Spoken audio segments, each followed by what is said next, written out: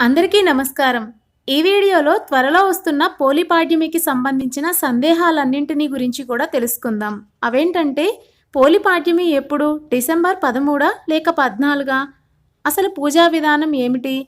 ఎన్ని దీపాలు వెలిగించాలి? ఏ సమయంలో వెలిగించాలి? ఇలాంటి విషయాలన్నింటినీ గురించి కూడా తెలుసుకుందాం. కార్తీక మాసం మొత్తం దీపారాధన చేయడం ఒక ఎత్తైతే మార్గశిర మాసం పాడ్యమి రోజు దీపారాధన చేయడం మరొక ఎత్తు. కార్తీక మాసం నెల రోజులు దీపారాధన చేయలేని వారు, ఏదైనా ఆటంకం వలన చేయడం కుదరని వారు ఈ రోజు అంటే మార్గశిర శుద్ధ పాడ్యమి రోజు దీపారాధన చేయడం, పాడ్యమి దీపాలను వెలిగించడం తప్పనిసరిగా చేయాలి. అయితే ఈ పోలిపాడ్యమి రోజు ఎన్ని దీపాలు వెలిగించాలి? ఎలా వెలిగించాలి? ఏ సమయంలో వెలిగించాలి? అంటే డిసెంబర్ 12వ తేదీ మంగళవారం వెలిగించాలా లేక డిసెంబర్ 13వ తేదీ బుధవారం వెలిగించాలా అనే విషయాలను గురించి కూడా తెలుసుకుందాం. కార్తీక మాసంలో నెలంతా దీపారాధన చేసి కార్తీక దీపాలు వెలిగించి ఈ ఆఖరి రోజున అంటే పోలిపాడ్యమి రోజున దీపం వదులుతాం. ఈ రోజున పోలీస్ వర్గంగా మనం భావిస్తాం. కార్తీక మాసంలో ఆఖరి రోజు అయిన కార్తీక అమావాస్య అనేది ఈ నెల అంటే డిసెంబర్ 12వ తేదీ మంగళవారం రోజు వచ్చింది. ఈ రోజు అమావాస్య తిథి అనేది డిసెంబర్ 12వ తేదీ ఉదయం 6:24 మొదలై డిసెంబర్ 13వ తేదీ ఉదయం 5:02 ముగుస్తుంది. ఇక ఆ తరువాత అంటే డిసెంబర్ 13వ తేదీ మార్గశిర మాస పాడ్యమి మొదలవుతుంది. ఎప్పుడైనా సరే పోలిపాడ్యమి ఎప్పుడు జరుపుకోవాలంటే పాడ్యమి తిథి ఉన్న సమయంలోనే పోలిపాడ్యమి జరుపుకోవాలి. అంటే డిసెంబర్ 13వ తేదీ బుధవారం పోలిపాడ్యమిగా జరుపుకోవాలి. అమావాస్య రోజు పోలిపాడ్యమి దీపాలు అసలు వెలిగించకూడదు. ఆఖరి రోజు దీపాలు వెలిగించడం అంటే మార్గశిర మాసం మొదటి రోజు అంటే పాడ్యమి రోజు దీపాలు వెలిగించడం లెక్క. దీనిని పోలిపాడ్యమి దీపాలుగా వెలిగిస్తారు. చాలా మందికి ఒక సందేహం ఉంటుంది. ఆఖరి రోజు డిసెంబర్ 12వ తేదీ కాబట్టి మంగళవారం రోజు పోలిపాడ్యమి దీపాలు వెలిగించవచ్చా అనే సందేహం ఉంటుంది. కానీ ఇలా అసలు చేయకూడదు. మార్గశిర మాసం మొదటి రోజున పోలిపాడ్యమిని జరుపుకోవాలి. అంటే డిసెంబర్ 13వ తేదీ బుధవారం తెల్లవారుజామున పాడ్యమి గడియలు ఉన్నాయి కాబట్టి ఈ రోజునే పోలిపాడ్యమిగా జరుపుకోవాలి. ఈ రోజున దీపాలను వదలాలి. ఈ రోజు అందరూ కూడా దీపాలను వెలిగించాలి. ఇక పాడ్యమి తిథి అనేది ఎప్పుడు మొదలైందంటే డిసెంబర్ 13వ తేదీ ఉదయం 5 గంటలకు ప్రారంభమై డిసెంబర్ 14వ తేదీ ఉదయం 3:09 ముగుస్తుంది. డిసెంబర్ 13వ తేదీ సూర్యోదయం సమయంలో పాడ్యమి తిథి ఉంది కాబట్టి డిసెంబర్ 13వ తేదీన పోలిపాడ్యమిగా జరుపుకోవాలి. పోలిపాడ్యమి దీపాలు తెల్లవారుజామున మాత్రమే వదలాలి. ఈ పాడ్యమి దీపాలు వదిలిపెట్టేందుకు బ్రాహ్మీ ముహూర్తం అనేది ఎంతో ముఖ్యం. మరి ఈ బ్రాహ్మీ ముహూర్తం ఎప్పుడు వచ్చిందో ఇప్పుడు తెలుసుకుందాం. డిసెంబర్ 13వ తేదీ సూర్యోదయం వచ్చేసి 6:25 సూర్యోదయ సమయం ఉంది. ఈ సమయానికి 48 నిమిషాల ముందు కాలాన్ని అసూయ ముహూర్తము అని అంటారు. దానికి 48 నిమిషాల ముందు కాలాన్ని బ్రాహ్మీ ముహూర్తం అంటారు. అంటే ఈ రోజు సూర్యోదయాన్ని పరిగణనలోకి తీసుకుంటే ఈ రోజు సూర్యోదయం 6:25 అవుతుంది.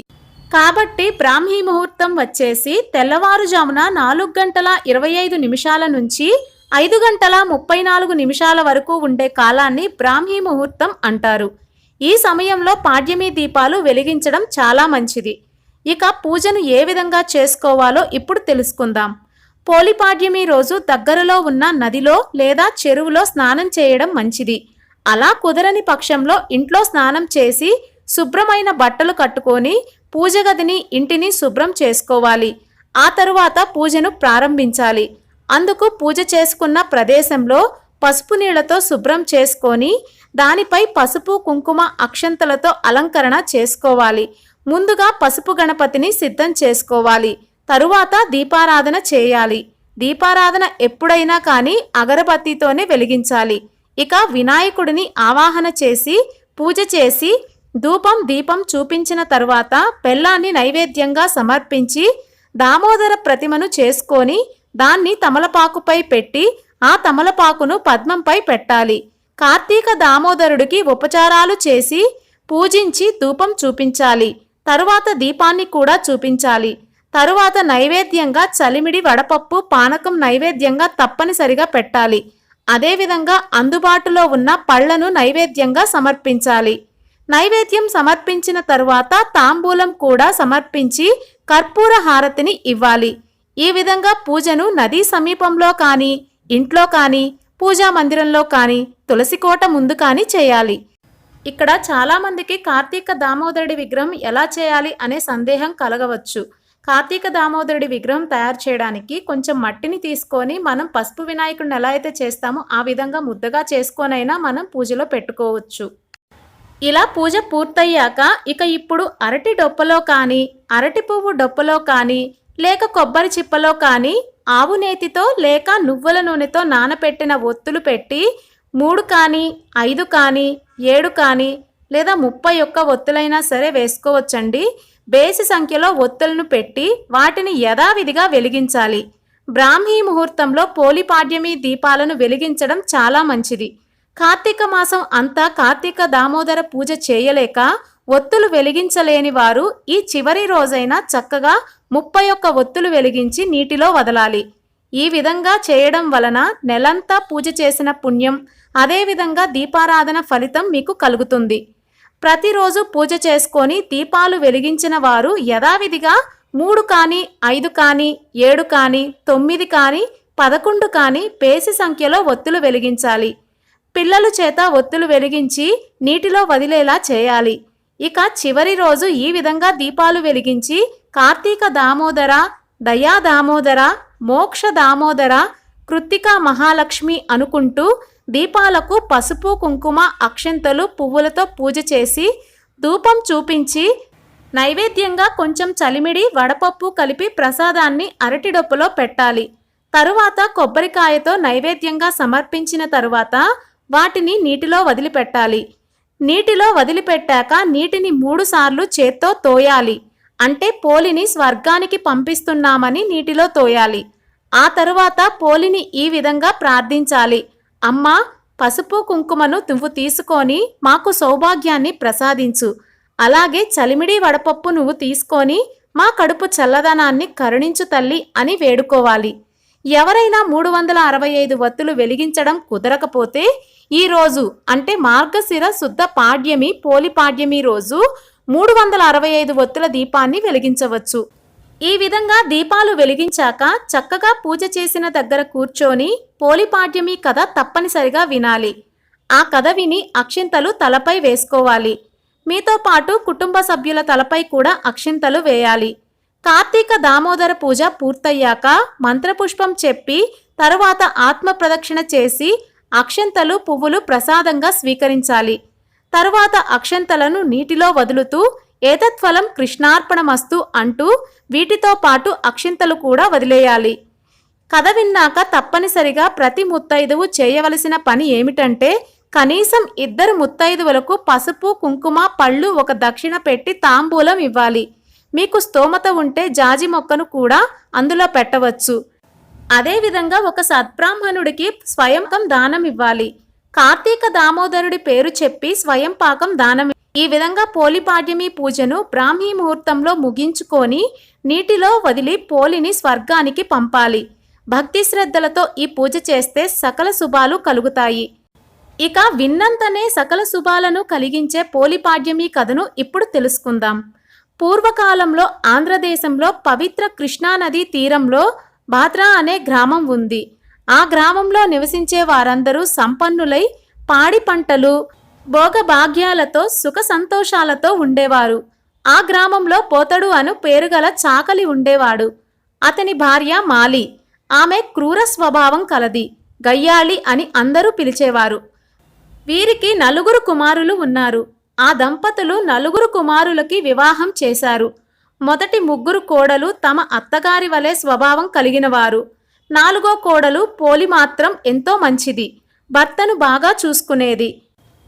పోతడు తన చిన్న కోడలు అయిన పోలిని తన భార్య మరియు మిగిలిన కోడళ్ళు దూషించడం, బాధించడం గమనించి ఏమీ చేయలేక ఊరకున్నాడు. ఇంటి పనులన్నీ ఆమెతోనే చేయించడం, ఆమెపై చాడీలు చెప్పి ఆమె భర్తతో పోలిని కొట్టించడం వంటివి చేసి సంతోషపడేవారు. మిగిలిన కోడళ్ళు అలాగే అత్తవారు.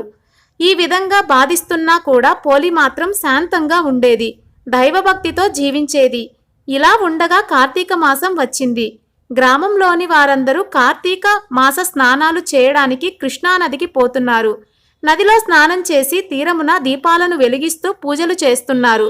ఊర్లో జనమంతా ఇలా వెళ్తుంటే పోలి అత్త, ఆమె 3 కోడళ్ళు పోలిని ఇంటి వద్దనే ఉంచి నదీ స్నానానికి పోయారు. ఇంటి పనిని బాధ్యతను పోలికి అప్పగించారు.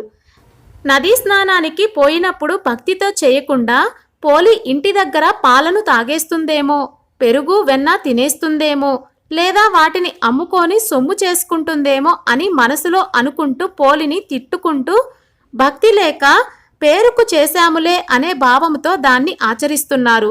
ఈ విధంగా కార్తీక మాసం మొత్తం గడిపారు.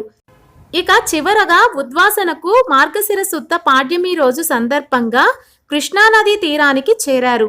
ఇక పోలి ఆ రోజు ఏమీ చేయలేక ఇంటి బాధ్యతలను, ఇంటి పనులను చేస్తూ ఇంటిలో ఉన్న దైవంతో మనసులో ఇలా అనుకుంటుంది: జనార్దన, రక్షక, గోవింద, దీనబాంధవ, దీనబంధు, నేనేమి చేయగలను? నేను అశక్తురాలను. నా అత్త, తోటికోడళ్ళు నన్ను విడిచి స్నానం, దీపారాధన చేస్తున్నారు. వారిలాగా నాకు కూడా పుణ్యాన్ని సంపాదించాలని, పూజించాలని కోరిక ఉంది. పవిత్ర నది స్నానం నేను చేయలేదు. దీపారాధన, దైవారాధన, పురాణ శ్రవణం వినలేదు. నా గతి ఏమవుతుందో అని బాధపడింది. ఇక భగవంతుణ్ణి మనస్సులోనే ధ్యానించుకుంటూ పోలి ఇంటిలో కుండలో ఉన్న నీటితో స్నానం చేసింది. చిరిగిన వస్త్రం ధరించిన ఆమె చీర కొంగు అంచును చింపి ఒత్తిగా చేసింది. దాన్ని ఒక పాత్రలో ఉంచి కొద్దిపాటి వెన్నను తీసి ఆ పాత్రలో ఉంచి స్వామి పుండరీకాక్ష గోవింద అని దీపాన్ని వెలిగించి, గోవింద, నేను అశక్తురాలు, నాకు నీ మొహాన్ని చూపించు తండ్రి అని ప్రార్థించింది. నిస్వార్థమైన భక్తితో వెలిగించిన దీపపు కాంతి వైకుంఠంలో ఉన్న శ్రీ మహావిష్ణువుని తాకింది. అది గమనించిన శ్రీ మహావిష్ణువు ద్వారపాలకుడైన సుశీలుణ్ణి పిలిచి, ద్వారపాలక సుశీల, నా మహాభక్తురాలైన పోలిని వెంటనే సజీవంగా బంగారు విమానం ఎక్కించి తీసుకురా అని ఆజ్ఞాపించాడు. ఇక సుశీలుడు బంగారు విమానంతో వచ్చి, ఓ సాత్వి, మంచి నడవడిక కలే ఉత్తమురాలా, నిన్ను వెంటనే వైకుంఠానికి తీసుకురమ్మని మహావిష్ణువు పంపారు. ఇక అప్పుడే వ్రతానికి ఉద్వాసన పలికి పోలి అత్త, మిగిలిన తోటికోడళ్ళు ఇంటికి వచ్చారు. జరిగినదంతా వారు చూస్తూ ఆశ్చర్యపోయారు. వైకుంఠానికి మేము కూడా వస్తామని అత్త పోలి పాదాలను పట్టుకుంది. ఇలా 3 తోటికోడళ్ళు వరుసగా ఒకరి పాదాలు మరొకరు పట్టుకున్నారు. ఇక బంగారు విమానం నడిపే సుశీలుడు చూసి వారు పోలిని పెట్టిన బాధలను గుర్తుకు తెచ్చుకో వాళ్లతో ఇలా పలికాడు: మీరు పోలిని అనేక విధాలుగా బాధించారు. మీరు దుష్టులు. మనసు లగ్నం చేయక పోలిని తిడుతూ నదీ స్నానం, దీపారాధన, పూజ, పురాణ శ్రవణం చేశారు. ఇలా మనసు లగ్నం చేయని పూజ వ్యర్థం కాబట్టి మీరు వైకుంఠానికి రావలసిన వారు కాదు.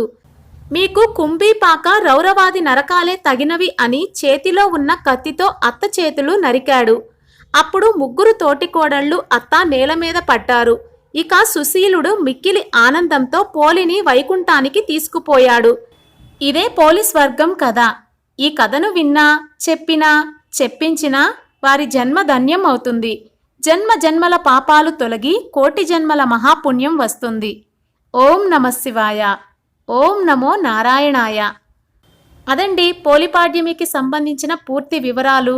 ఏ సమయంలో దీపాలని వెలిగించాలి, ఏ రోజు వెలిగించాలి, ఈ సంవత్సరం పోలిపాడ్యమి ఏ రోజున వస్తుంది, ఇంకా బ్రాహ్మీ ముహూర్తం ఎప్పుడు ఉంది, ఎన్ని దీపాలు వెలిగించాలి, పోలిపాడ్యమి కథ, ఇలా విషయాలన్నింటినీ మనం ఈ వీడియోలో తెలుసుకున్నాం కదా. మరి తప్పకుండా ఈ వీడియో నచ్చితే లైక్ చేయండి, షేర్ చేయండి. ఇంకా మన ఛానల్ని ఫస్ట్ టైం చూస్తుంటే కనుక సబ్స్క్రైబ్ చేసుకోవడం మాత్రం మర్చిపోకండి. మరో మంచి వీడియోతో మళ్ళీ కలుసుకుందాం. అంతవరకు సెలవు. స్వస్తి. సర్వం శ్రీకృష్ణార్పణమస్తు.